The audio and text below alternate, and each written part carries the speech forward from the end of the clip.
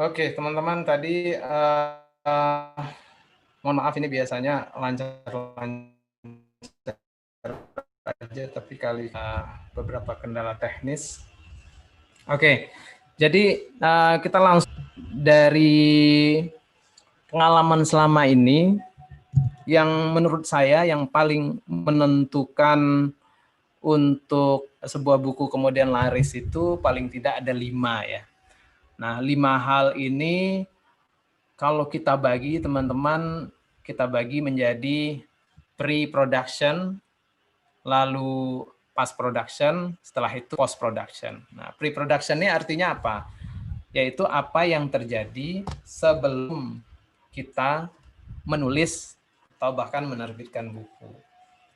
Nah, yang terjadi ketika kita mulai menulis itu ada proses yang menurut saya perlu kita lakukan. Paling enggak ini pengalaman saya sekali lagi ya. Jadi kalau pengalaman saya, pertama ada beberapa hal yang perlu kita lakukan, ada step-stepnya, lalu pas nanti kejadian menulisnya, dan setelah itu. Tapi sebelum lebih jauh lagi, mungkin bagus juga kalau kita ngobrol juga, sebetulnya apa makna laris di sini? Karena kalau laris itu bisa beragam nanti orang melihatnya ya. Ada yang laris ukurannya adalah jumlahnya pun sangat bisa berbeda-beda teman-teman. Ada yang larisnya dibilang mungkin beberapa ribu eksemplar kemudian laris. Ada yang kemudian mendeskripsikan laris itu kalau sudah puluhan ribu bukunya laku, atau kemudian ada juga yang bilang laris itu kalau udah ratusan ribu. Nah, kebetulan di Indonesia sendiri, menurut saya belum ada ukuran-ukuran yang jelas kapan kemudian sebuah buku dianggap laris atau bestseller. Kalau di Amerika, mereka punya tuh ada pemeringkatan buku laris, paling tidak di New York Times bestseller. Itu ada peringkatnya, kalau dianggap buku bestseller itu ya dia sampai kepada sebuah angka penjualan tertentu. Nah, di kita mungkin masih cukup bervariasi ya. Tapi intinya yang laris itu memang sebaiknya bukunya dibaca banyak orang, bukunya cukup dibeli banyak orang, dan buat penulisnya kemudian royaltinya kerasa gitu ya. Kalau laris kemudian tidak terasa royaltinya, ya itu nggak mahal juga. Nah, ini sebagai gambaran teman-teman, ada juga nih buku laris, tapi nggak ada royaltinya buat penulis. Kenapa? Dia laris dibajak. Ya, jadi dibajak terus. Ya kapan dapatnya royalti buat pembaca kan? Buat penulis. Nah, kita di sini mencoba melihat yang bagi penulis, kalau itu menulis adalah profesi, juga menghasilkan cukup bagi mereka. Nah, sekali lagi ada 3 poin kalau dalam laris itu menurut saya. Pertama, laris itu tidak bisa diprediksi. Kalau semua buku itu bisa diprediksi akan laris, maka semua yang menulis bisa kemudian menjadi penulis bestseller dan kemudian dia punya penghasilan yang bagus. Nah, sayang sekali nggak bisa diprediksi. Sama juga dengan segala karya seni yang lain ya. Mau musik, mau itu film, dan lain-lain. Sama dengan buku. Tapi menurut saya, pengalaman selama ini 11 tahun menulis, ada yang bisa kita siapkan sebenarnya. Nah, kalau kita menyiapkan diri, mudah-mudahan ada persentase kemungkinan dia berhasil. Nah, ini berdasarkan pengalaman saya. Teman-teman bisa lihat screen ini ya. Kalau bisa lihat boleh angkat tangan. Screen yang saya share. Bisa kelihatan? Baik. Oke. Nah, yang laris ini kita lihat dari apa yang pengalaman saya. Kalau pengalaman saya nih, yang buku saya paling laris, yang mungkin teman-teman ada yang sudah membaca, itu adalah Negeri Lima Menara. Nah, ukuran larisnya apa? Waktu itu penerbit saya, Gramedia Pustaka Utama, menyebutnya bukan bestseller, tapi mega bestseller. Waktu itu saya juga nggak ngerti apa hubungannya, apa bedanya bestseller dan mega bestseller. Saya dapat informasi ternyata kalau dia terjual dulu ya 100.000 eksemplar dalam setahun, itu disebut mega bestseller. Tapi itu sebutan-sebutan itu berubah-ubah ya. Kadang-kadang bisa sampai 100.000 eksemplar, kadang-kadang di bawah itu dianggap. Nah, artinya ini dianggap paling laris lah waktu itu. Bahkan kalau menurut catatan Gramedia Pustaka Utama, buku terbitan mereka yang berbahasa Indonesia yang paling laris selama ini ya Negeri Lima Menara. Lain-lain. Beda bukan buku terjemahan ya, ini buku asli Indonesia. Nah, tentu saja saya bersyukur untuk itu karena nggak nyangka juga. Dan sekarang sudah menuju cetakan ke-30. Nah, ini contoh yang laris. Dan kemudian juga mendapatkan beberapa penghargaan dari berbagai pihak. Nah, contoh yang laris yang lain adalah lanjutannya, Ranah Tiga Warna, yang sekarang lagi dibikin film layar lebar. Udah selesai, cuma kita belum bisa tayangkan karena bioskopnya belum ada yang buka.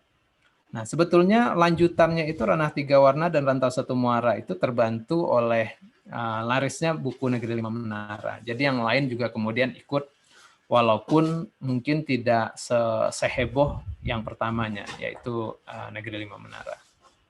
Nah, yang juga membantu larisnya itu adalah turunan dari buku itu sendiri. Karena ada turunan yang berupa bukan buku. Contohnya adalah film layar lebar.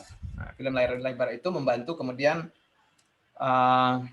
setelah filmnya beredar, bukunya kemudian jadi naik lagi, jadi laris lagi. Nah, lalu juga ada serialnya di Maxstream waktu itu, serial Negeri Lima Menara, dan itu juga menambah dia naik lagi. Nah, nanti akan ada film Ranah Tiga Warna yang biasanya kemudian akan membantu naiknya lagi penjualan. Jadi biasanya seperti itu teman-teman kalau dalam buku. Bahkan tidak hanya dia jadi turunan, misalnya buku ini kemudian terekspos ke sebuah media atau sebuah talk show yang bagus. Nah, itu dia nanti akan berpengaruh lagi. Contohnya waktu itu saya beruntung Negeri Lima Menara dibahas di acara Kick Andy. Nah, setelah di acara Kick Andy itu kenaikannya ketika saya tanya sama penerbit dan juga toko buku, berapa banyak kenaikan dari penjualan setelah ada acara Kick Andy. Mereka bilang itu naiknya bahkan sampai 300%. Jadi ada kenaikan sampai seperti itu. Nah, kalau ini kan success story-nya karena terbantu oleh yang lain. Nah, beberapa tahun kemudian saya menerbitkan lagi buku Anak Rantau. Nah, Anak Rantau ini sebetulnya distribusinya mungkin tidak terlalu luas ya. Tapi secara online waktu itu penerbit Falcon bilang ini online bestseller. Dan kemudian mendapatkan juga award, Islamic Book Award. Dan karena itu kita kemudian punya 2 cover. Yang sebelah kanan ini cover baru setelah dapat award. Nah, itu contoh-contoh yang laris ya dari pengalaman saya dengan angka-angka yang tadi saya sebutkan. Nah, buku non-fiksi ternyata juga bisa juga laris. Ini buku non-fiksi saya, tips beasiswa ke luar negeri, yang bahkan sampai sekarang masih cetak ulang ya. Nah, ini juga laris. Tapi apakah semua buku saya laris? Ternyata enggak juga. Ini ada buku yang saya bikin nih trilogi juga teman-teman. Mungkin banyak yang nggak pernah lihat atau juga pernah lihat. Ini Daily Dose. Jadi trilogi Daily Dose. Ya. Ini isinya kutipan, lalu ilustrasi yang bagus dari tim ilustrasi. Nah, ini biasa saja. Jalan sih, tapi nggak luar biasa. Nah, yang seperti ini nih kita perlu belajar. Kenapa yang dulu berhasil, yang ini enggak? Kalau menurut saya secara singkat, mungkin momentumnya nggak pas. Jadi buku-buku yang mirip sejenis ini sudah ada, dan ini masuk di tengah arus banyaknya buku seperti itu, dan kemudian nggak menjadi luar biasa. Dia menjadi mungkin kayak follower, tidak sesuatu yang unik. Lalu ini ada lagi nih, buku Bertualang ke 5 Benua. Ini mungkin juga teman-teman nggak banyak melihat. Ini biasa saja, walaupun juga awal-awalnya lumayan ya. Ini buku apa? Bukan buku traveling murni. Awalnya saya ingin membuat buku traveling, tapi kemudian sudah banyak buku traveling. Di saat yang sama saya melihat ada buku mewarnai. Nah, kalau gitu kenapa nggak dikombinasi aja? Ada buku mewarnai, ada catatan travelingnya, ada fotonya. Jadi ini 3 in 1 nih. Isinya buku mewarnai yang lagi booming waktu itu, ada travel notes, catatan perjalanan, dan ada travel photos. Nah, ini juga biasa-biasa saja. Dari contoh-contoh tadi, teman-teman, saya kemudian belajar tidak semuanya juga jaminan kemudian akan menjadi laris. Nah, dari sana saya kemudian berpikir-pikir apa ya kira-kira pelajaran yang kita bisa ambil dari beberapa produk tadi. Menurut saya ini ada 5 jurus, teman-teman. Jurus laris ya. Jurus laris ini jurus versi saya tentunya ya, karena banyak juga orang jurus yang lain. Banyak penulis masing-masing punya caranya. Nah, ini kalau dari cara saya ya. Yang pertama, teman-teman, nomor 1 nih. Nomor 1 ini agak unik ini judulnya. Soul searching. Soul searching itu apa kira-kira ya? Ya, bisa mencari jati diri, bisa mencari inspirasi, bisa mencari macam-macam lah. Jadi sebuah proses pencarian. Nah, buku-buku yang laris yang tadi saya sebutkan di atas, umumnya ini melalui soul searching ini. Ada pencarian minat, yang pencarian niat, pencarian doa yang panjang. Jadi prosesnya tidak instan, tapi agak lama. Nah, setelah saya pikir-pikir, jangan-jangan mungkin untuk kemudian buku itu laris, paling nggak versi saya, dia agak lama proses memasaknya. Proses memasaknya itu bahkan sebelum kita menulis ya, jadi di dalam kepala kita, di dalam hati kita itu sudah terbayang-bayang, sudah ada prosesnya, dan itu tidak gampang biasanya. Ada naik turunnya, ada cobaannya dan segala macam ya. Dan di dalam proses ini juga mungkin kita perlu tambahkan niat yang baik, kita tambahkan doa dan lain-lain ya, sehingga kemudian calon buku itu, bibit buku itu dia siap tumbuh dengan kuat. Nah, ini menurut saya yang berbeda tadi dari yang kita lihat, yang berhasil, laris, dan yang biasa-biasa saja. Nah, yang kedua teman-teman, yang perlu juga adalah kita lakukan riset. Jadi riset ini, riset apa? Ya, riset yang kita bisa tentang situasi buku, situasi pasar, situasi tema buku waktu itu, di saat kita menulis. Kalau misalnya kita lihat ada yang kurang, kita pingin ada buku ini di masa ini, tapi kok nggak ada. Nah, jangan-jangan kalau kita bisa bikin, itu bukunya mungkin dicari orang. Ya, jadi ada proses riset.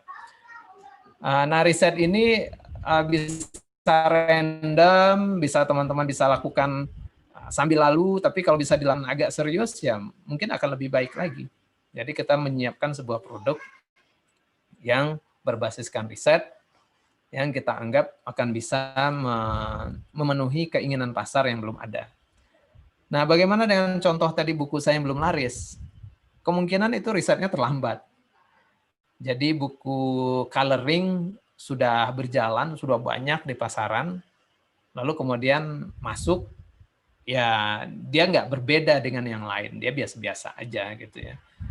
Nah, kemudian buku yang mana lagi tadi? Ada buku Daily Dose. Daily Dose menurut saya cukup unik ya, karena buku quote, ada gambar itu udah biasa, tapi ini dia jiwa dan kandungannya itu berbasiskan apa yang saya pelajari di pesantren. Ada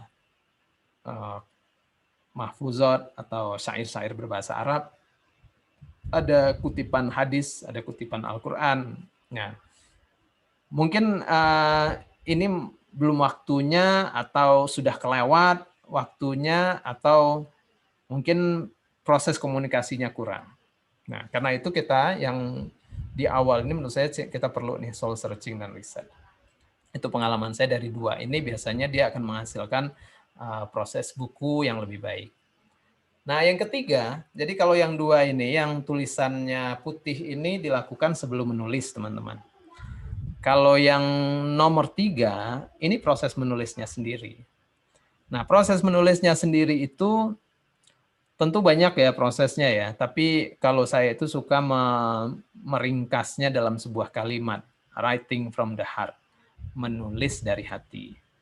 Jadi kalau kita bisa connect dengan hati, dengan jiwa kita, dan kita tuliskan sepenuh hati, saya percaya yang kita tuliskan sepenuh hati itu akan sampai ke hati pembacanya.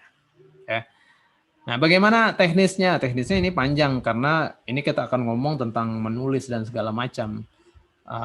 Mungkin kita tidak akan cukup waktunya ya, karena kita kan bahasannya sekarang tentang jurus-jurus laris. Nah, untuk khusus yang nomor 3 ini sendiri, bahkan bisa kelasnya bisa panjang. Kebetulan saya kan punya tuh, pernah saya bikin 2 kali kelas writing from the heart, itu 6 kali pertemuan. Nah, itu belajar dari segala macam detail menulis. Tapi intinya teman-teman adalah kita menulis lebih dari dalam. Menulis dengan berbagai teknik itu semuanya bisa dipelajari. Itu teknik yang bisa dibaca, bisa dipraktekkan. Tapi menggali kedalaman diri kita untuk mengeluarkan ide dengan sepenuh hati itu perlu latihan pribadi, teman-teman. Harus ada inner journey, harus ada dialog ke dalam. Oke, nah itu yang ketiga. Nah yang keempat ini penting, teman-teman. Saya pikir dulu kalau nulis itu habis nulis naskah kita kirim ke penerbit, ya udah kita tinggal ungkang-ungkang kaki aja, kita menerima enaknya saja gitu ya. Nah, ternyata zaman now ini khususnya menurut saya, penulis itu nggak cukup dengan hanya membuat tulisan bagus, ngirim ke penerbit, dan udah tenang aja, itu nggak cukup. Karena pertama, kompetisi ini luar biasa sekarang. Kompetisi antar buku, antar produk, non-buku. Produk non-buku itu luar biasa, teman-teman. Menulis itu kan orang untuk menghasilkan sebuah konten.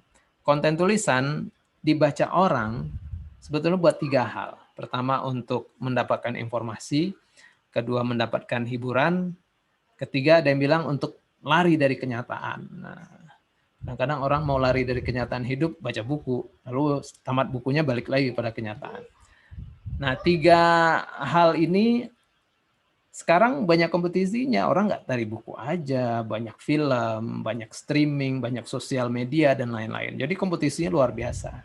Karena itu menurut saya, perlu kita kerja sama tim. Jadi penulis itu tidak bisa kemudian besar dan dia berkembang sendiri aja kalau menurut saya. Dia perlu tim, perlu orang-orang lain yang mendukung. Tim itu siapa? Kalau dalam kasus saya, tim saya yang pertama adalah keluarga saya, istri saya yang pertama, lalu saudara-saudara, lalu keluarga yang lebih besar. Nah, contohnya ya istri saya itu dari awal itu tim yang luar biasa karena saya minta untuk baca naskah, lalu kasih masukan, lalu kita udah mulai mikirin ide visual, ide nanti promosinya bagaimana. Nah, jadi teman-teman perlu teman-teman punya tim pendukung lah yang ikut memberikan masukan. Nah, itu bisa keluarga. Kalau tulisan kita, naskah kita sudah diterima oleh sebuah penerbit, nah bukan berarti juga kemudian sudah berakhir juga kita udah kayak serah terima gitu. Penerbit memang akan membantu mengedit, mendesain, dan kemudian menjual, mempromosikan. Tapi perlu juga kita ketahui bahwa penerbit itu punya banyak produk. Kalau penerbit besar itu sehari bisa belasan, puluhan buku yang harus mereka terbitkan. Sementara tim mereka kan juga terbatas. Jadi buku teman-teman hanya satu di antara sekian ribu produk buku penerbit setiap tahun misalnya. Nah, padahal kita kan pingin buku kita lebih banyak diberi perhatian. Nah, bagaimana caranya? Nah, kita menurut saya perlu juga berpromosi ke dalam, ke penerbit sendiri. Kita perlu juga bercerita bahwa buku kita tuh punya potensi seperti ini, isinya begini, kira-kira menurut kita dia akan bisa masuk ke kalangan ini. Jadi kita ngobrol dengan penerbit. Dengan penerbit artinya dengan editor, dengan tim promosinya, dengan ngobrol tuh kemudian mungkin mereka jadi kebayang apa langkah-langkah yang bisa dilakukan. Nah, jadi perlu kita winning the heart of our publisher, bisa memenangkan juga hatinya penerbit kita, walaupun kita sudah diterima untuk diterbitkan, tapi bagaimana kita mendapatkan prioritas untuk dipromosikan, untuk dijadikan produk unggulan lah. Nah, itu perlu teman-teman kita ngobrol ya. Nah, bagus juga kalau teman-teman memang tadi punya tim itu, baik tim non formal keluarga maupun kemudian punya tim khusus ya, ada tim promosinya, tim manajemen, itu akan bagus banget. Nah, yang nomor 5 menurut saya, setelah buku terbit, wah kita senang dong ya, buku terbit, sudah ada di toko buku, udah bisa difoto-foto, udah di-share sama orang, udah dibaca sama om, tante, calon mertua, calon kita gitu dan segala macam. Wah, bangga gitu ya. Tapi itu juga nggak cukup teman-teman. Di masa sekarang kita perlu juga nih mengupgrade diri kita untuk self promotion. Kita perlu juga mempromosikan dengan melalui diri kita sendiri. Nah, saya dulu masih ingat zaman dulu kan Facebook merajalela ya. Dulu Instagram belum ada. Di awal-awal buku terbit ya saya sering ngobrol di Facebook saya. Saya ini lagi mau nulis buku, kira-kira intinya ini saya kasih potongan-potongan tuh di Facebook. Jadi orang mulai tahu sedikit-sedikit. Nah, dari teman kemudian teman-teman jadi tahu, oh dia lagi nulis nih. Nah, itu self promotion yang paling biasa ya dengan keluarga. Juga kalau mau agak luas lagi ya posting di sosial media kita. Nah, tentunya kita perlu mengatur nih ya, mengatur iramanya juga. Sebanyak mana kita promosi. Kalau kita promosi terus gitu, orang juga bosen. Orang juga nggak mau, nanti lama-lama mereka unfollow lagi ya. Nah, itu perlu kita atur juga teman-teman. Jangan menghujani orang dengan promosi terus. Nanti bosen, jualan lagi katanya kan. Nah, kita kalau ingin mempromosikan itu dengan cara bercerita kalau menurut saya. Jadi bukan dengan hanya produk, tapi karena ada ceritanya. Misalnya kalau bukunya tentang buku pendidikan, tentang anak, ya cerita tentang masalah anak dulu gitu ya. Nah, ini akan membantu promosi kita. Nah, jadi teman-teman, sekali lagi kalau kita ringkas ya, laris sekali lagi itu bagian dari nasib mungkin kata saya ya. Kadang dia laris, kadang dia enggak. Cuma apapun itu kita sebaiknya menyiapkan buku kita untuk laris. Nah, kalau pengalaman saya dari belasan buku yang sudah terbit, alhamdulillah kebanyakan laris. Larisnya juga beragam ya, ada yang laris banget, ada yang laris luar biasa, ada yang laris oke, ada yang laris biasa-biasa aja, ada yang biasa aja, ada yang oke-oke aja gitu ya. Jadi beragam juga tuh. Tapi dari semua itu menurut saya 5 inilah kalau mau dipraktekkan yang mungkin bisa membantu peluang kita kemudian untuk membuat tulisan-tulisan kita nanti akan menjadi lebih dikenal, lebih dibaca, lebih dibeli oleh orang-orang ya, oleh pembaca kita. Nah, jadi menurut saya itu yang bisa saya share di awal ini. Selanjutnya kita boleh ngobrol ya. Saya nggak tahu ini kita lumayan banyak. Kalau kita lewat audio, ini mungkin akan terlalu rame ya. Apa teman-teman menulis pertanyaannya di chat? atau raise hand, nanti baru kemudian saya unmute. Oke. Raise hand atau di chat ya. Oke. Ya, yang pertama ini yang raise hand pertama ini ada Intan. Oke, Intan saya unmute. Oke, silakan Intan, boleh tanya.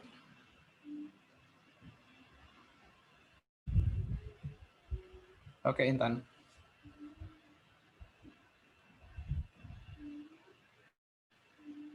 Intan boleh di-unmute ya? Oke, silakan. Ya, Assalamualaikum warahmatullahi wabarakatuh. Waalaikumsalam. Intan dari mana ini? Saya kalau domisili di Indonesia dari Purwakarta, Jawa Barat, tapi sekarang lagi studi di Mesir. Masya Allah. Damang di Mesir ya? Saya di Mesir. Sudah semester berapa di Al-Azhar ini? Sekarang masuk semester 5. Oke, siap. Oke, gimana Intan? Ya, jadi sekarang saya lagi proses menulis pengen novel gitu kan, pertama ya tentang mungkin studi di sini, terus apa yang membuat lika-liku belajar di sini, terus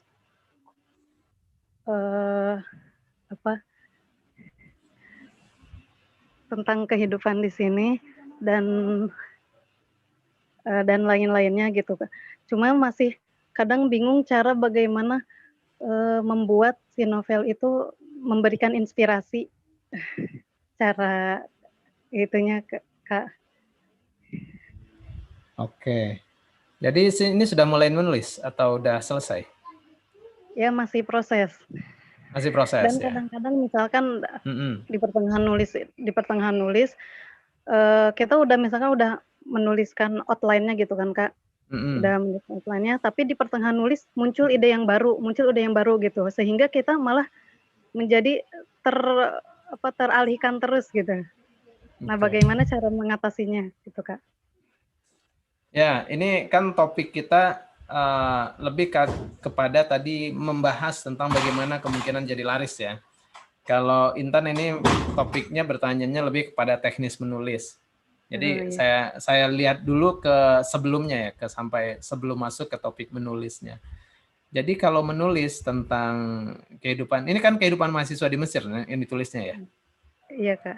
Ya, jadi balik ke yang tadi, yang pertama ya, ada poin pertama soul searching-nya. Ada pencarian niatnya. Ini niatnya tuh udah sampai mengkristal nggak untuk menulis ini. Lalu kalau menulis ini dia sebetulnya dalam apa Intan sebetulnya menulisnya. Nah lalu perlu juga nih riset, Intan riset dengan topik saya ini apakah cukup berbeda nggak ya? Jangan-jangan udah banyak cerita tentang mahasiswa di Mesir. Dari zaman Kang Ahbik itu masih di Mesir kan. Nah, pembedanya apa? Jadi kalau bisa dia agak berbeda. Kalau saya sekilas ini melihat yang agak berbeda, kebanyakan kalau cerita dari Mesir itu cerita dari sisi mahasiswa. Nah, ini kan mahasiswa yang menulis ya. Jadi mungkin nih akan ada berbeda. Nah, oke, itu kalau kita melihat tadi dari sisi kita merencanakan sebuah tulisan yang laris ya. Nah, baru masuk yang ketiga tadi, yang bagaimana menulisnya. Nah, menulisnya ini menurut saya sih kembali ke tadi niatnya apa, nawaitunya apa. Kalau nawaitunya itu benar, nawaitunya benar-benar dari dalam, itu kita nulisnya semangat nanti. Lalu topiknya benar-benar kita udah suka nggak?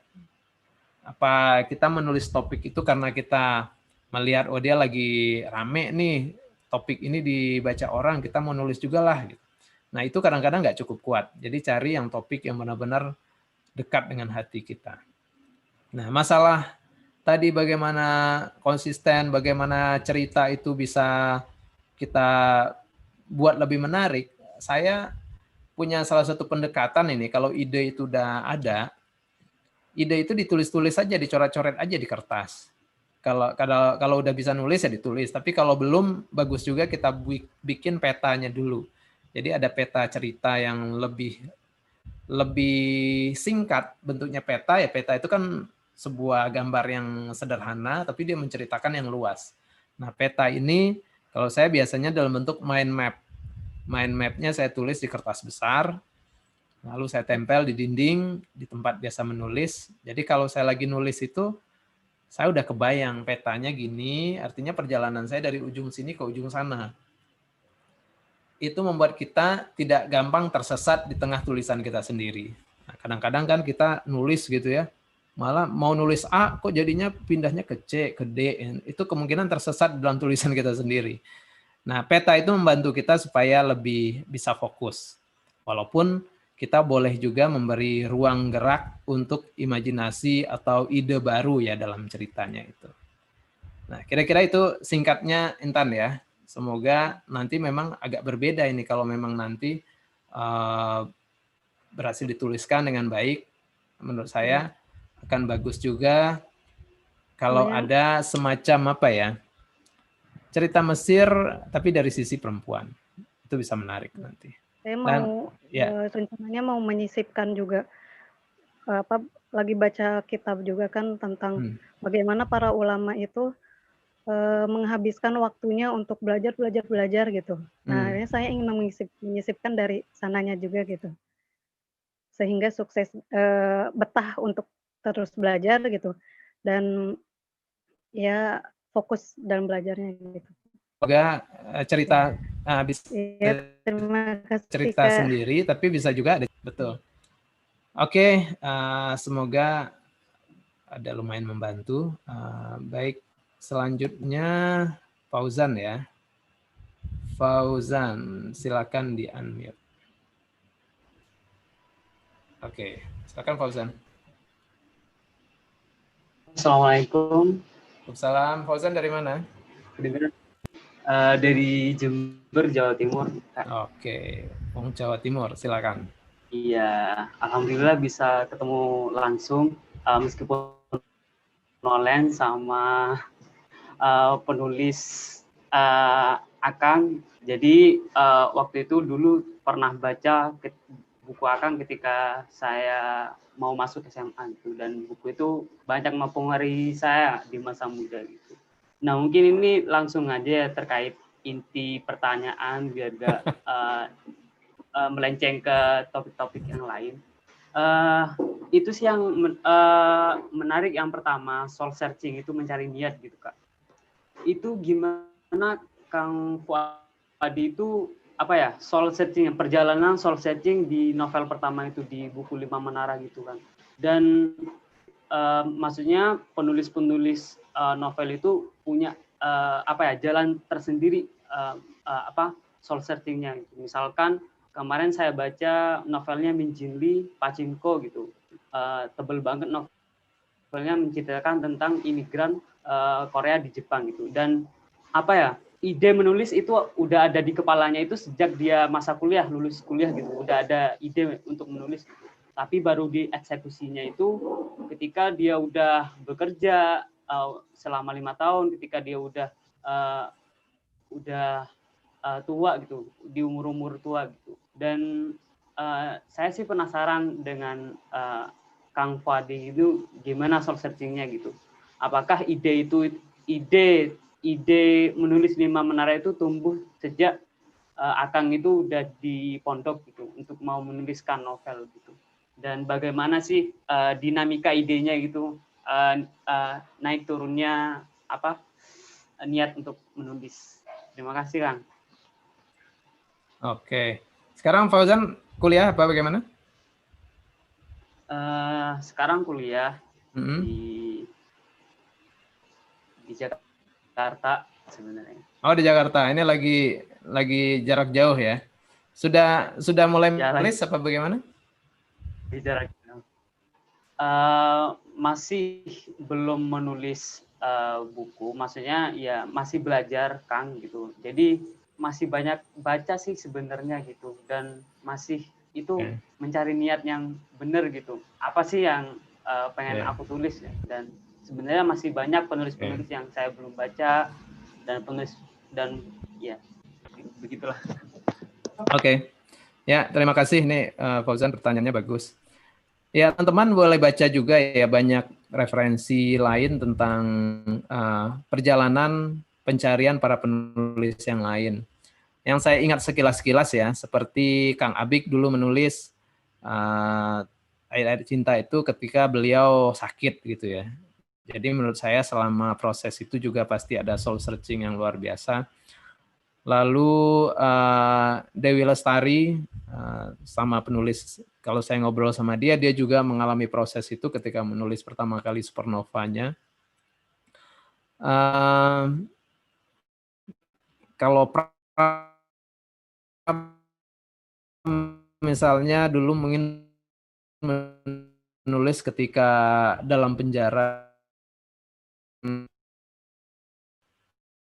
tafsir Al-Azharnya juga ketika dalam penjara. Jadi semua orang itu, setiap penulis, saya sendiri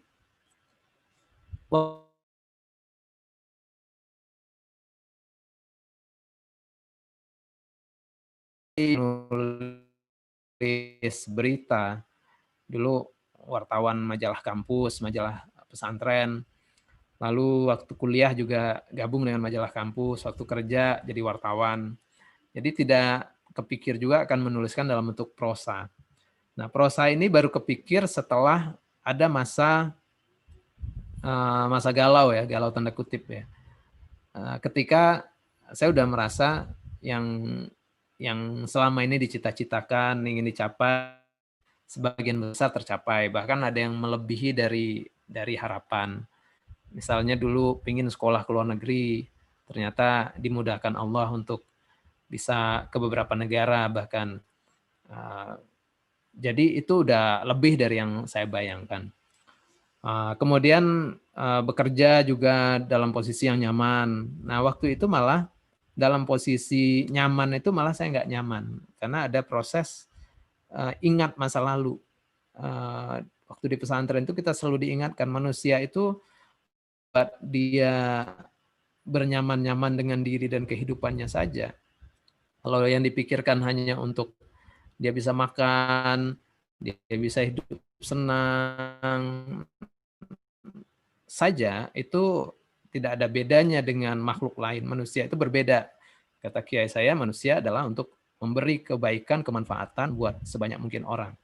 Nah, soul searching-nya di sana tuh. Saya mencari gimana ya supaya saya lebih adalah manfaatnya, nggak hanya cuma diri saya dan keluarga saja. Kalau punya banyak duit mungkin kita bagi-bagi itu ke orang biar bermanfaatnya. Kalau dia jadi kepala daerah ya bagi-bagi kebijakan yang baik, bagi-bagi sembako atau apalah gitu ya. Nah, kita gimana nih, kita bagi-bagi apa ya supaya ada manfaat. Nah, yang kepikir waktu itu mungkin berbagi pengalaman, berbagi ilmu atau motivasi lah. Dengan cara apa yang paling cepat? Nah, saya sampai kepada pencarian waktu itu yang cepat itu melalui tulisan. Kenapa cepat? Karena tulisan itu konten yang fleksibel ya, dia yang berubah juga cepat. Dari tulisan saja dia bisa jadi pindah jadi film, bisa pindah jadi drama, bisa jadi lagu dan lain-lain. Lalu tulisan itu dia juga ada di ranah populer. Ranah populer itu kan bisa diakses banyak orang ya. Jadi mungkin lebih banyak orang yang bisa tersentuh. Jadi kalau kita punya pesan sesuatu, pesannya ditaruh di kendaraan populer, dia akan cepat nih nyebarnya. Lalu yang paling penting ketiga, nulis itu modalnya kan minimalis banget ya.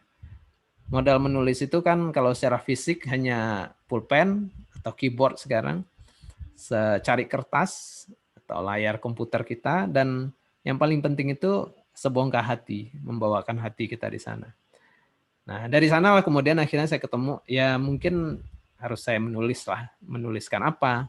Ya menuliskan yang paling dekat dengan hati saya. Kenangan paling dekat dengan hati saya, kenangan waktu di pesantren itu. Karena bukan hanya karena di pesantrennya, tapi proses masuk pesantrennya kan proses yang bukan karena keinginan pribadi ya, tapi karena disuruh orang tua, ada proses terpaksa, tapi kemudian terpaksa mencoba ikhlas dan akhirnya terus berjalan. Nah, kira-kira singkatnya begitu tuh, Fafzan. Jadi memang ada proses mencari, nggak langsung ketemu. Nah, dari pengalaman saya dengan seperti itu biasanya ide itu lebih matang, emosi, perasaan di dalam cerita itu lebih kuat, dan biasanya kalau emosi dan perasaan kuat itu datang dari hati. Kalau kita nulis dari hati, itu nyampe ke hati yang baca juga biasanya. Dan kalau hati yang membaca itu tersentuh, ya dia dengan senang hati merekomendasikan bacaan itu ke yang lain. Nah, kemudian dia menjadi viral, menjadi bestseller dan lain-lain. Oke, itu buat Fauzan ya. Selanjutnya C, silakan. Halo Kak, selamat sore. Selamat sore. C ada di mana ini? Selamat sore juga teman-teman semuanya. Kamu kok dalam kegelapan? Maaf ya Kak, agak berantakan soalnya. Oke, lagi di mana nih? Dari mana aslinya? Di Karanganyar Kak. Oke. Dekat Solo itu. Ya. Oke. Izin bertanya ya Kak. Ini udah menulis apa sedang menulis apa udah menulis gimana? Saya sudah alhamdulillah menerbitkan satu go novel. Tapi masih di penerbitan indie sih. Cuman ya lumayan lah ya dapat satu pengalaman gitu. Iya. Menyelesaikan satu novel gitu. Nah, itu luar biasa itu. Lanjut. Saya mau nanya nih, gimana caranya membuat karakter yang kita buat itu sangat kuat sampai susah gitu dilupain. Karena saya punya pengalaman ketika membaca, waktu saya suka banget bukunya The Kite Runner, karya Khalid Hosseini. Di situ saya benar-benar masuk ke dalam, itu kan maaf kalau yang belum tahu ceritanya, jadi itu cerita tentang di Afghanistan sebelum ada perang berkecamuk di sana, dan diceritakan bagaimana si tokoh-tokohnya itu berkembang dari kecil sampai besar, dan sampai sekarang saya nggak bisa lupa gitu, gimana sifatnya, gimana wajahnya yang digambarkan, dan gimana cara mereka berinteraksi gitu. Itu kan berarti kan sangat luar biasa ya, gimana membangun karakter seperti itu. Nah, saya sampai sekarang itu masih selalu berusaha untuk membangun karakter-karakter yang saya ciptakan untuk membuat novel ini, Kak. Mungkin Kak Fadi bisa membantu saya untuk gimana sih caranya membangun karakter yang kuat dan tak terlupakan gitu. Oke, ya terima kasih pertanyaannya, C. Ya sebetulnya itu yang selalu dicari dan dilakukan oleh penulis manapun ya, dan kita selalu struggling, selalu berjuang untuk itu karena nggak ada yang gampang.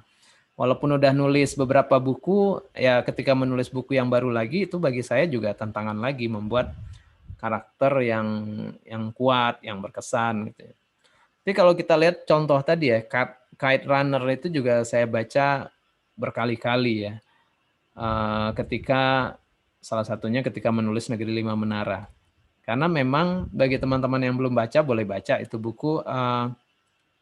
Karakternya itu karakter dari kecil sampai dewasa, itu diceritakan dengan emosi yang cukup kuat, konstan ya. Nah kalau kita lihat, pertama itu mungkin ada bagian hidup real dari si Khalid Hosseini sendiri, karena dia juga dari Afghanistan dan kemudian bermigrasi ke Amerika.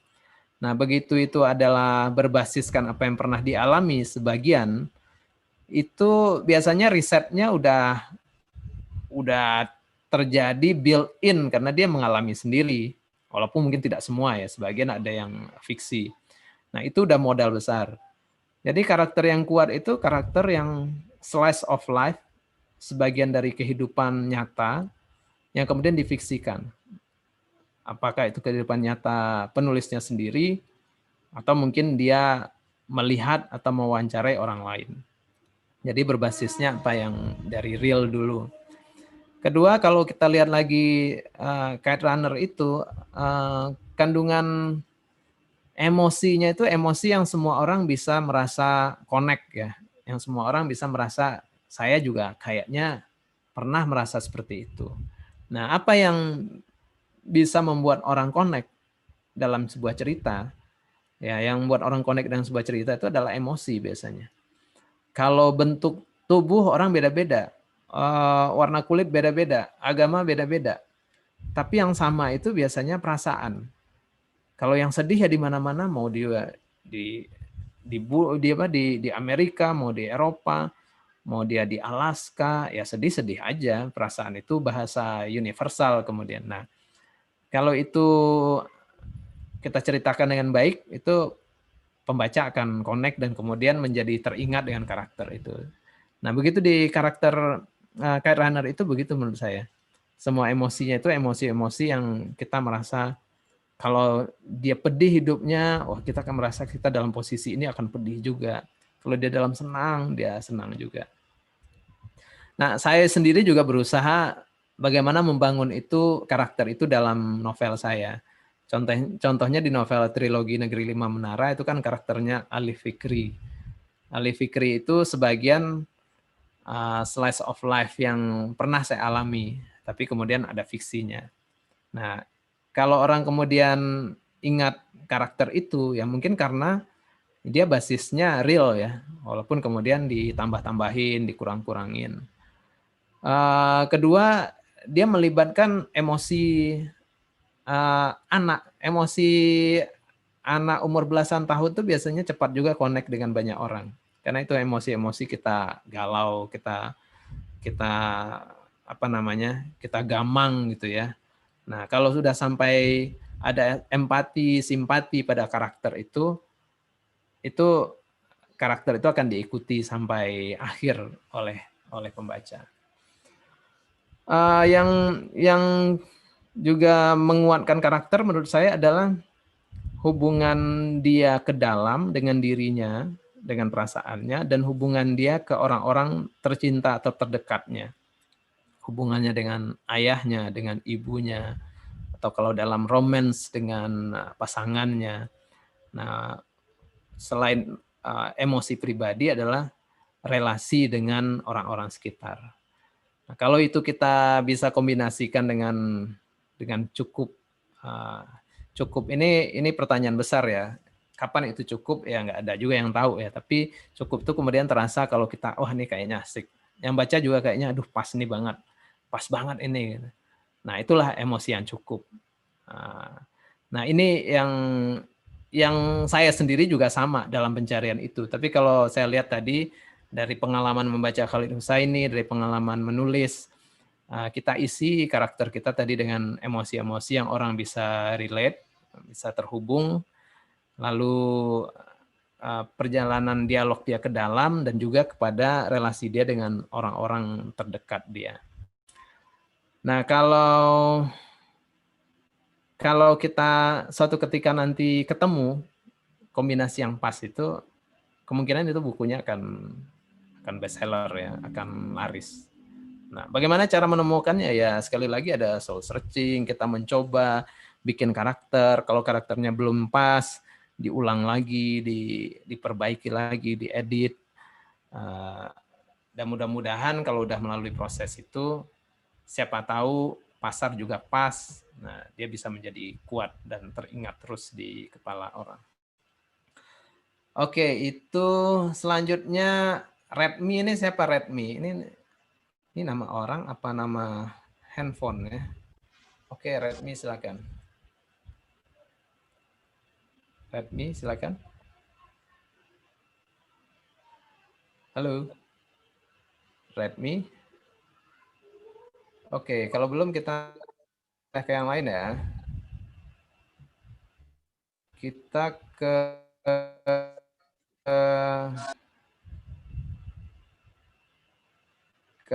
mana? Ina Febriani. Ya. Silakan Ina. Assalamualaikum warahmatullahi wabarakatuh. Udah, terima kasih atas kesempatannya. Kesempatan luar biasa. Padahal 2 hari yang lalu ini lagi pengen banget kapan ya Bang Fuadi buka kelas. Dan ternyata sore ini rezeki bisa belajar bareng. Di mana terima ini? kasih. Dari mana Ina? Ina dari Jakarta, udah, tapi lagi tinggal di Bogor saat ini. Oke, siap. Ya. Sedang menulis dan sedang menulis bagaimana? Iya, sudah dan sedang udah. Okay. Sudah dan sedang, tapi itu dia, belum bisa konsisten atas waktu dan juga sebetulnya lebih ingin eksplorasi ke novel sih udah sekarang karena 3 buku sebelumnya non-fiksi begitu. Non-fiksi tentang Jadi, apa? tentang ini, tentang parenting udah. Oke, ya. Ya, tentang parenting dan juga tentang milenial, tentang jomblo gitu ya, tentang kejombloan. Sempat nulis tentang itu juga. Nah, terus yang ingin kita tanyakan, kalau tadi kita melihat tentang, materi yang udah bagi, tentang 5 hal ya, jurus laris menulis yang memang betul kata udah bilang tadi bahwa setiap penulis punya jurus masing-masing ya udah ya. Tapi Ina tertarik dengan yang tadi, menulis dari hati. Menulislah dari hati karena akan sampai ke hati. Itu memang betul sih udah ya. Terkadang memang, sebetulnya setiap penulis memang nggak bisa memprediksi ya, apakah bukunya ini akan bestseller atau mega bestseller atau biasa-biasa aja. Tapi yang jelas adalah harus ada niat yang lurus juga mungkin ya dari awal. Dia menulis untuk siapa dan untuk apa gitu ya. Jika hanya untuk dapat royalti, justru nanti ketika bukunya biasa-biasa aja dia akan kecewa dan mungkin akan berhenti menulis begitu ya udah ya.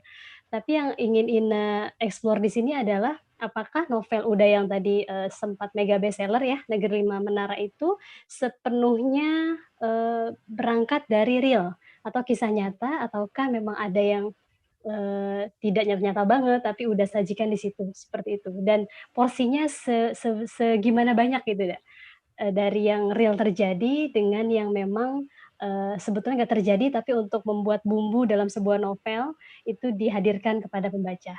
Segitu aja udah, terima kasih banyak. Oke, terima kasih. Nah, ini tentang pertanyaan persentase ya. Ini persentase ini sudah juga sebetulnya bagaimana sebetulnya waktu berhubungan dengan realnya. Tapi gini, singkatnya gini sebetulnya. Kalau novel itu adalah sebuah bangunan, maka tiang-tiang utama bangunannya itu real. Tapi dalam bangunan itu kan ada dinding, ada jendela, ada atap, ada furniture. Nah, itu bisa kembangan atau bisa fiksi. Jadi tonggak utama cerita adalah real tapi kembangannya beda-beda. Bahkan juga ada karakter yang ditambahkan. Nah, yang jelas itu bukan biografi ya, tapi dia diinspirasi oleh apa yang saya alami. Nah, keuntungannya sih kalau kita membuat sesuatu yang dari pernah yang kita alami itu, riset kita sudah sebagian terbantu ya. Misalnya kita mau nulis tentang perjalanan ke kutub gitu ya. Kita nggak pernah ke kutub, gimana ya? Ya paling kita riset, baca, nonton, atau kalau sempat ke sana jalan ke sana. Tapi kalau dia adalah seorang bangsa Inuit yang tinggal di sana, ya dia nggak perlu lagi, dia tinggal menuliskan saja. Jadi itu keuntungan bagi teman-teman yang mungkin punya pengalaman yang unik, ya itu sebuah modal awal untuk kemudian dituliskan. Nah, pengalaman unik ini juga tidak harus unik berada di sebuah tempat ya. Berada dalam sebuah situasi perasaan juga bisa unik ya. Nah, jadi dia bisa memang fisik uniknya, memang lokasinya yang unik, tapi bisa juga bentuk emosinya, bentuk pergulatan perasaan di dalamnya yang unik. Nah, itu bisa dieksplor sih. Gitu menurut saya. Oke. Baik, kita lanjut. Muhammad Rizaldi Akbar, silakan. Muhammad Rizaldi Akbar. Silakan. Halo, Assalamualaikum wabarakatuh, Abang. Waalaikumsalam. Alhamdulillah dapat juga kesempatannya. Ya, dari mana ini? Saya mahasiswa asli Lombok dan alhamdulillah sudah lulus dan sekarang sedang menulis novel. Oke. Iya. Ya, silakan. Gini, aduh, gugup ya. Jadi gini, ini manggilnya Kang, Mbak, Abang, Kak atau bagaimana nih? Jangan Om. Oke, kita panggil Abang aja. Jadi gini, Bang. berdasarkan novel Negeri Lima Menara Abang yang dulu tuh yang sempat booming banget, itu bisa dibilang novel yang berubah hidup saya beneran. Itu berubah hidup saya. Dari yang awalnya tidak begitu paham dengan dunia pesantren, yang apa sih pesantren itu, sampai akhirnya tahu apa itu pesantren dan bagaimana kehidupannya. Dan pas saya magang kayak PKL ngajar gitu, saya mendapatkan di sebuah pesantren yang punya basis sama seperti Gontor. Jadi sekarang saya sedang menulis novel juga tentang pesantren. Nah, yang ingin saya tanyakan adalah bagaimana cara mengembangkan unsur-unsur pesantren, termasuk dari cerita, tokoh maupun konfliknya, sehingga orang-orang tuh terkesan. Ya, itu sih terutama tentang pengembangan alur cerita, konflik, dan juga karakter. Oke. Terima kasih, Bang. Ya, Assalamualaikum warahmatullahi wabarakatuh. Waalaikumsalam. Nih, Muhammad Rizaldi Akbar. Jadi pernah di pesantren dan pingin membuat, tapi mengajar ya di pesantren dan pingin membuat cerita tentang itu. Kan sudah mengajar di pesantren. Jadi sebetulnya ini unik karena ada perspektif murid atau santri sebagai orang yang diajar, tapi bagus juga kalau dilengkapi. Kalau Negeri Lima Menara kan banyak dari perspektif santri ya. Nah, bagus juga dari perspektif guru. Menurut saya itu ide yang menarik ya. Nah, yang perlu diwaspadai menurut saya kalau kita ngomong tentang pesantren, jangan gampang terjerumus nanti pada berkhutbah atau berceramah. Gitu. Karena dalam pesantren berseliweranlah nilai-nilai, ajaran-ajaran, kebaikan, ayat dan hadis gitu. Nah, kalau nanti kita tergelincir dengan banyak memasukkan itu nanti dia jadi kayak buku ceramah yang tetap bermanfaat tentunya, tapi mungkin tidak akan berbeda dengan buku-buku agama yang lain. Karena itu mungkin juga tidak akan begitu laris gitu. Nah, jadi perlu dicari caranya untuk dia tidak berceramah, berkhutbah, tapi nilainya tetap masuk. Nilai value tetap masuk. Nah, kalau menurut saya sih caranya dititipkan dalam perilaku karakternya. Jadi tidak harus ngomong kamu berakhlak yang baik lah gitu, karena ada perintah akhlakul karimah. Tapi digambarkan karakternya itu berakhlak tanpa dia harus nyuruh-nyuruh. Dan kemudian membuat orang terinspirasi. Jadi dititipkan melalui perilaku, melalui kelakuan, melalui relasi hubungan antar karakternya. Nah, yang menarik nanti kalau dalam sosok guru ya, guru melihat murid itu nanti bisa melihat pergolakan batinnya murid. Karena namanya murid ya pasti ada yang agak nakal, yang baik, yang apa dan segala macam. Nah, itu nanti bisa dieksplor di sana. Dan bagaimana kemudian peran guru mencoba memahami karakter murid itu. Jadi menurut saya sih dicoba aja, karena perspektif guru menarik ini, perspektif guru ya. Tapi jangan tergelincir dengan yang tadi itu. Nanti kita kayak buku ceramah jadinya ya. Mudah-mudahan nanti berhasil. Oke, kita lanjut ya. Leni Puspa Dewi. Silakan Leni. Silakan Leni. Leni Puspa Dewi ya.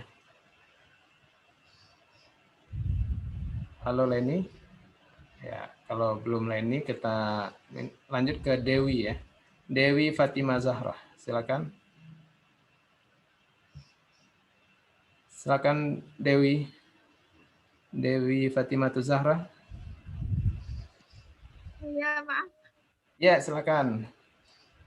Sebelumnya, Assalamualaikum warahmatullahi wabarakatuh. Waalaikumsalam. Saya panggilnya Abang ya.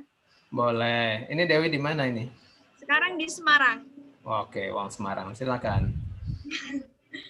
Kalau saya lebih mau tanya tentang penokohan dari novel itu sendiri ya, Bang. Soalnya kan kalau saya lihat dari beberapa karya Bang Fuadi itu kental banget menceritakan tentang seorang perantau yang masih memegang teguh budaya Minang. Terlebih itu yang saya baca dari karya anak rantau yang itu, yang novel anak rantau itu. Nah, cara kita untuk memberikan penonton satu dengan lain itu tetap kental dengan tokoh apa ya, dengan sosok Bang Fuadi itu seperti apa? Boleh diulangi tadi, agak keputus Dewi, pertanyaannya tadi. Boleh diulangi. Penohan dalam sebuah novel itu agar lebih kuat seperti apa yang kita dalam sebuah karya itu seperti apa? Oh, oke. Ya, baik. Ini pertanyaan Dewi tadi agak mirip ya dengan pertanyaan sebelumnya tentang penokohan. Jadi tadi kan kita udah ngomongin tentang emosi, perasaan, dan lain-lain. Tokoh itu, penokohan karakter itu bisa juga didekati dengan cara si karakter fiksi itu kita anggap adalah karakter hidup real. Gitu. Nah, karakter hidup yang real itu kan punya banyak sekali komponen ya. Ada komponen fisik, ada non-fisik. Komponen fisiknya apa? Komponen fisiknya mulai dari bentuk wajahnya, bentuk muka, seleranya, dia suka makanan pedas, dia suka apa, dia apakah gampang untuk berolahraga, apa tidak. Nah, itu semua fisiknya kita explore.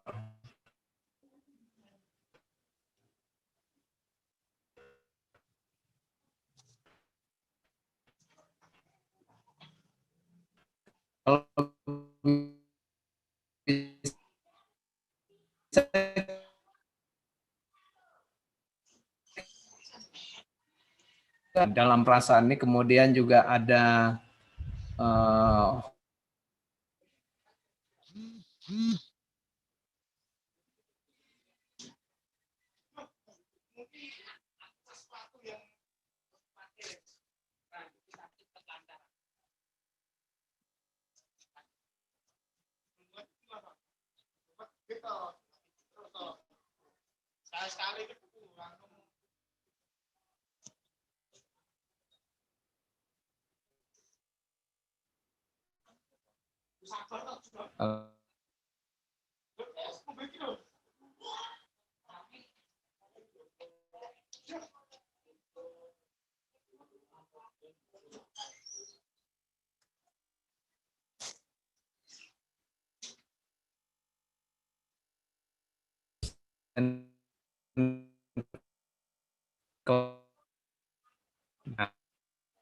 tertentu dari kelompok etnis tertentu dibesarkan dalam bentuk keluarga apa,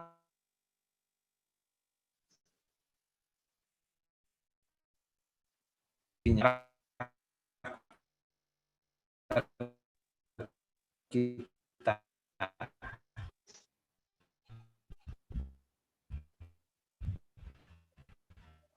jadi kita punya kelengkapan itu, kita akan bercerita biasanya yang lebih kuat. Misalnya si karakter dapat halangan atau ancaman atau cobaan A, dia akan bereaksi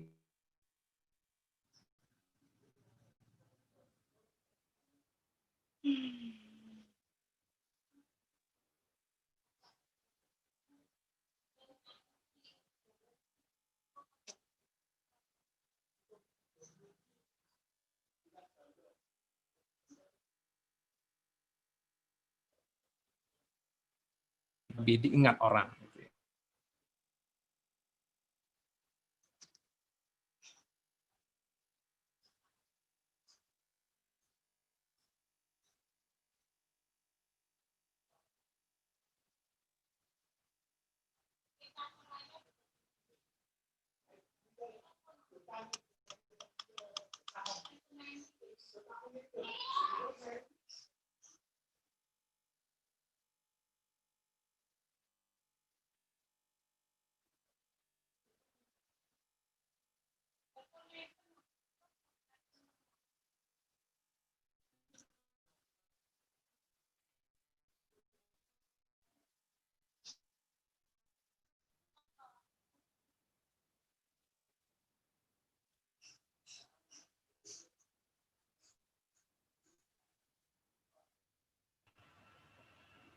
Halo, maaf ini terputus lagi.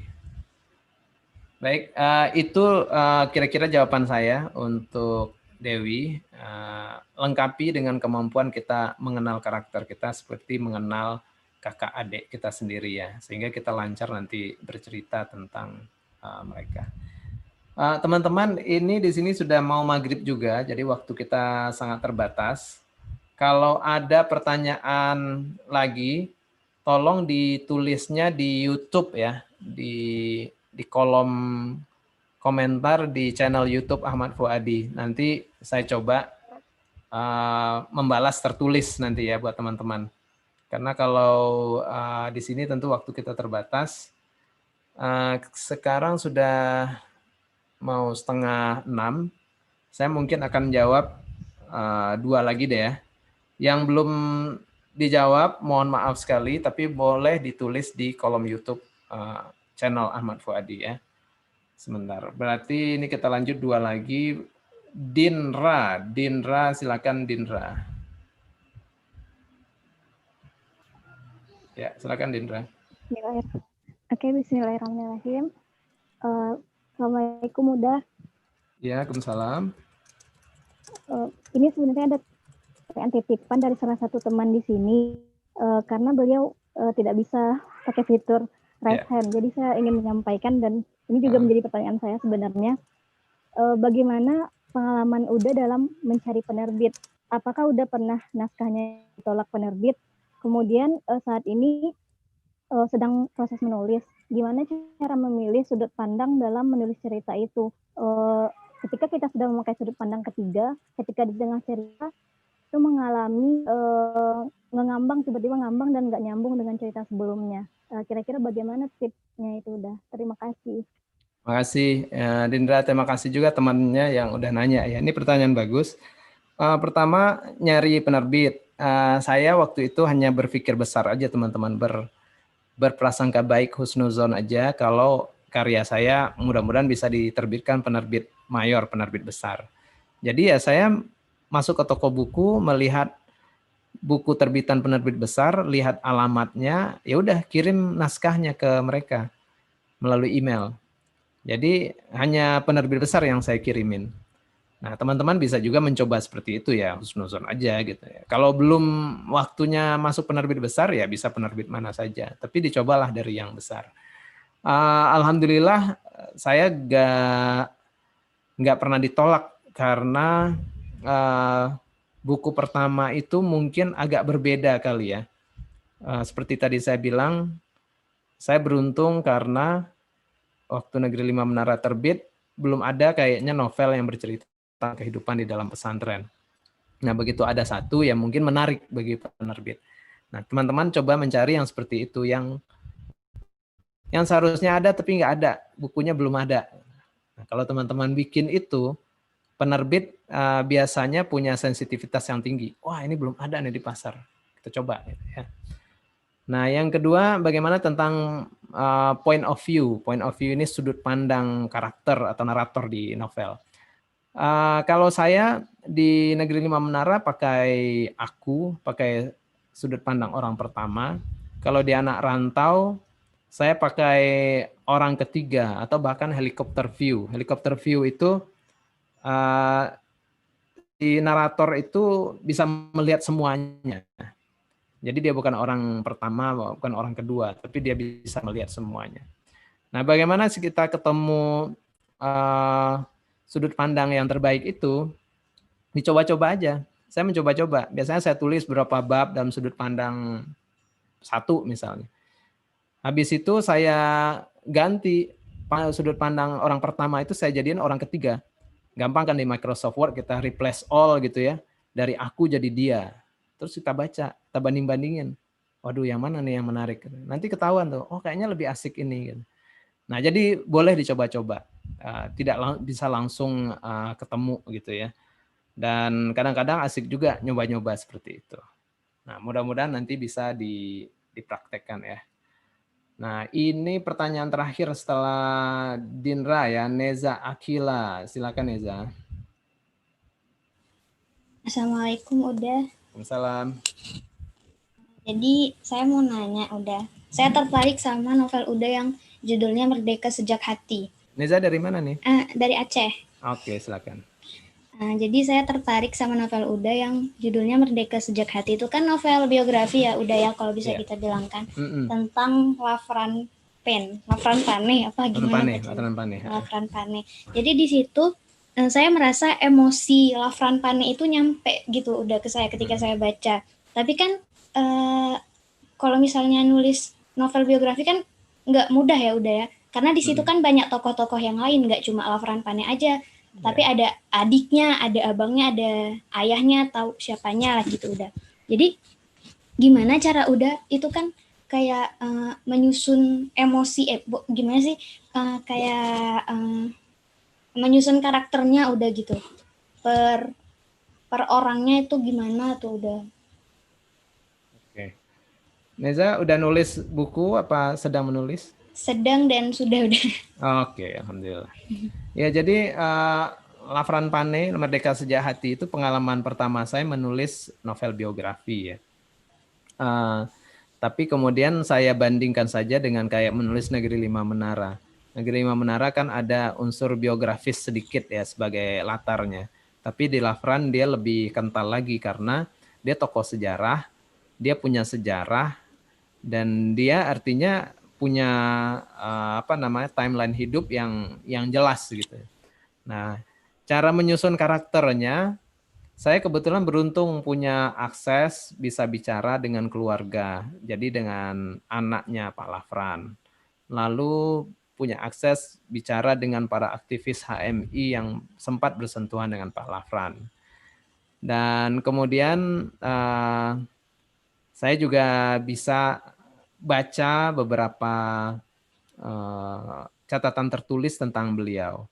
Nah, dari sana kemudian saya petakan hubungan kekeluargaan mereka itu apa, silsilahnya apa. Jadi udah ditarik ke atas, siapa ayah ibunya, siapa kakeknya, ditarik ke bawah, siapa istri, anak, ponakan, dan lain-lain. Lalu itu lingkaran keluarga. Lalu ada lingkaran pertemanan, temannya siapa, lingkaran HMI siapa. Nah dari sana, dari peta itu kalau udah terpetakan kita bisa lihat kita mau ngambil interaksinya yang mana. Karena kalau semuanya kita tuliskan ya nggak cukup. Jadi kita akhirnya memilih interaksi yang paling kuat, yang paling berkesan tuh yang mana. Nah akhirnya jadilah seperti yang tadi Neza baca itu. Jadi ada proses pemetaan dulu dan saya dapat akses yang alhamdulillah lumayan. Oke, tadi saya bilang kita udah pertanyaan terakhir ya. Ini masih ada 3, kita kejar deh. Leni ya, Leni. Silakan Leni. Assalamualaikum Uda. Salam. Kok manggilnya Uda ya, Mas aja lah. Ah, terserah. Dari mana? Leni dari mana? Dari Bandung. Oke. Kumaha Damang? Alhamdulillah. Aduh. Sip. Kalau yang lain tadi Teh Leni. Kalau yang lain tadi masih pada muda ya. Kalau saya sudah lumayan lah usianya. Waduh. Oke. Saya mau tanya tentang konflik, Mas. Gimana sih caranya Mas Fuadi itu menemukan konflik dan meramunya supaya menarik di dalam setiap ceritanya? Kemudian saya menghubungkan sama karakter. Tadi kan Mas Fuadi sudah menjawab tentang karakter yang kuat. Bagaimana caranya untuk membuat karakter yang kuat? Apakah antara konflik dengan karakter itu sebetulnya lebih penting yang mana dalam satu cerita? Kalau misalnya dua-duanya penting banget gitu. Hubungannya apa antara karakter dengan bagaimana hubungannya antara karakter dengan konflik sehingga kemudian bisa kita bikin supaya lebih menarik? Udah menulis apa nih Teleni sebelumnya?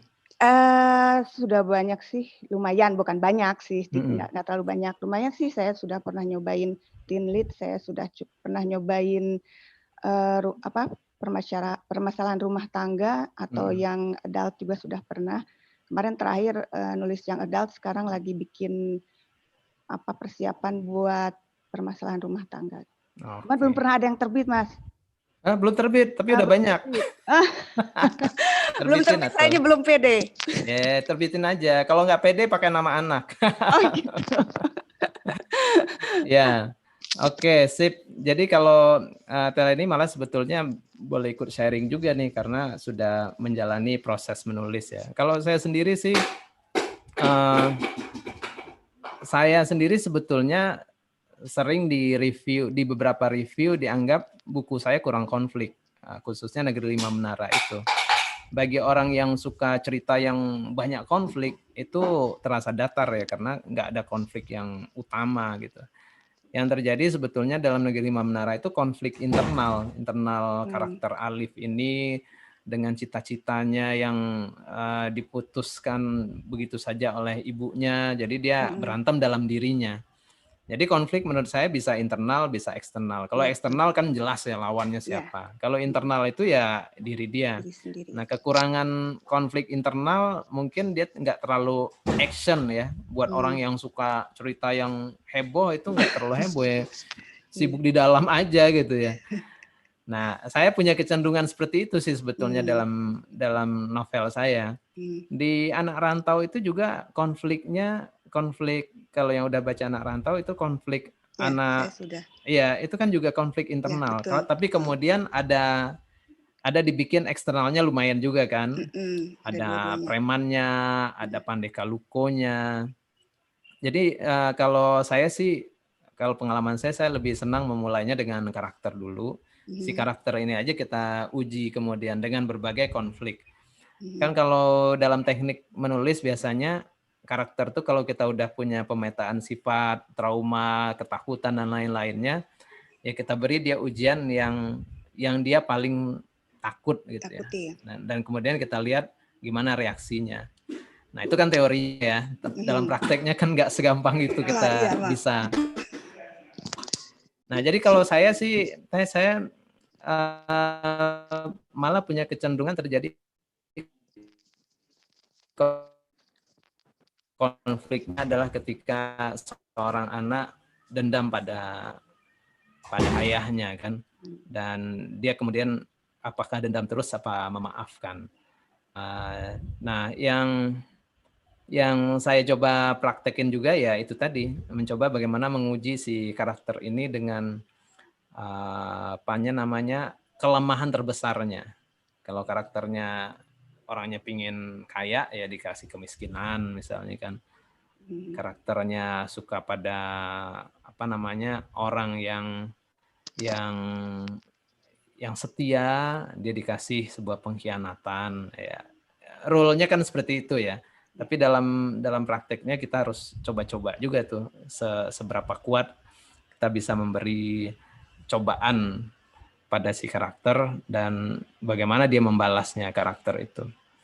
Jadi saya pernah merasakan gini, agak aneh juga ya. Ketika saya punya karakternya dikasih sebuah struggle atau konflik, kadang-kadang kayak merasa si karakter itu keluar dari ini kita, dari arahan kita. Nah, saya nanya ke teman-teman juga yang nulis, kamu pernah nggak sih karakter tuh kok nggak mau ikut kita tuliskan? Maksudnya dia mau kita tuliskan seperti ini, tapi kok kayaknya nggak enak, nggak masuk ke cerita gitu, nggak srek gitu ya. Artinya itu bukan si karakternya ngomong sebagai makhluk gaib ya, tapi mungkin itu perasaan kita mengatakan ini nggak srek sebetulnya reaksi terhadap konflik yang kita berikan. Nah, dalam perkembangannya bisa seperti itu sih. Nah, saya nggak tahu ini bisa menjawab pertanyaan Tele ini apa enggak ya, karena dalam cara saya memberi konflik itu lebih sering konflik-konflik internal. Gitu. Ya, terbitkan aja tuh, Teh. Dikirim, tinggal dikirim. Entahlah, soalnya ngeri juga gitu, apalagi kalau udah dengar nama Fuadi. Wah. Nggak boleh ngerti, semua orang mulai dari awal. Saya juga dulu asal-asal ngirim. Oke, aturnuhun. Sebenarnya kita pernah ketemu. Satu lagi. Ya. Oke. Ketemu di mana? Ke Alma Mater kita. Ketemu di mana? Ke Alma Mater. Oh iya. Angkatan? Di atas dikit. Oh makanya saya dulu nggak ngenalin, mukanya ngenalin, tapi dulu belum berkerudung kan kalau nggak salah ya. Belum dong. Makanya. Siap. Si Teteh saya mah. Yuk. Siap. Terima kasih ya. Siapa lagi Red? Ya, turn. Redmi silakan. Redmi silakan. Redmi.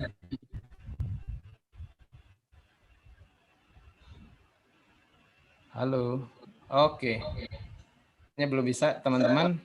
Nah, Redmi, halo. Nggak kedengaran suaranya. Halo. Oke. Baik, teman-teman. Kayaknya belum. Halo.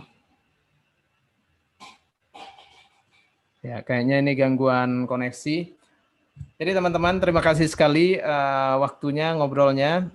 Kalau ada tadi pertanyaan yang belum terjawab, mohon maaf. Tapi boleh ditaruh nanti di YouTube channel ya. Nanti saya coba menjawab secara tertulis. Mudah-mudahan apa yang saya bagikan ada manfaatnya. Sekali lagi kita nggak bisa menjamin karya kita laris, tapi kita bisa menyiapkan supaya mudah-mudahan laris. Nah, caranya tadi menurut saya ada 5.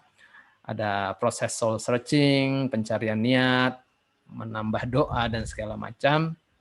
Lalu kemudian kita perlu banyak riset yang dalam, sehingga nanti landasan ceritanya kuat. Lalu tentu saja melandasi cerita itu datang dari dalam, dari hati. Nah, ketika udah sampai di penerbit, kita perlu juga terus meyakinkan penerbit untuk membela juga buku kita. Karena banyak sekali buku yang dipasarkan, bagaimana buku kita dianggap punya peluang lebih baik. Nah, jangan lupa juga self-promotion, promosi sendiri, karena di zaman sekarang terlalu banyak distraction, nggak cukup kita hanya mengandalkan distribusi normal sebuah buku. Apalagi sekarang nggak ada toko buku, lebih susah lagi. Jadi kita yang harus sering untuk bercerita tentang karya kita. Jadi teman-teman yang sedang menulis, teruslah menulis. Yang belum menulis, boleh mulai menulis. Yang udah menulis dan mau menerbitkan, semoga bukunya sesuai dengan harapan kita. Dan sekali lagi, buku itu sebetulnya adalah tools yang luar biasa. Kita bisa masuk ke alam bawah sadar manusia. Karena itu sisipkanlah hal-hal kebaikan, sehingga kalau nanti dia terbenam ke alam kesadaran manusia, terbawa sampai mereka hidup dan mati, bisa menjadi amal jariah buat kita. Terima kasih, mohon maaf kalau ada yang kurang. Mohon maaf tadi internet nggak stabil, bahkan sampai sekarang nggak stabil. Wabillahi taufik wal hidayah. Wassalamualaikum warahmatullahi wabarakatuh. Oh iya, ada yang mau foto? Kalau mau foto boleh. Terakhir. Kalau mau foto, jadi kalau mau foto boleh kita foto masing-masing aja ya, di komputer masing-masing, boleh dibuka videonya yang berminat, yang nggak berminat nggak apa-apa. Saya print screen dari komputer saya. Teman-teman boleh print screen masing-masing. Ini ada tiga halaman ya. Ya, siapa tahu nanti kita trailer di tangan ya. Oke. Siap. Boleh gitu bagi adik. Dipotong itu aja, Bah, bulat-bulat. Oke. Ya, kita hitung sampai 10, habis itu kita tutup. Oke, ini saya print screen ya. Boleh senyum terbaiknya. 1, 2, 3. Boleh laris gitu ya. Oke, wah ada yang sambil ngomong anak nih, Mbak Nurjana. Semoga anaknya ikut tuh nanti. Oke, terima kasih banyak teman-teman. Sampai ketemu.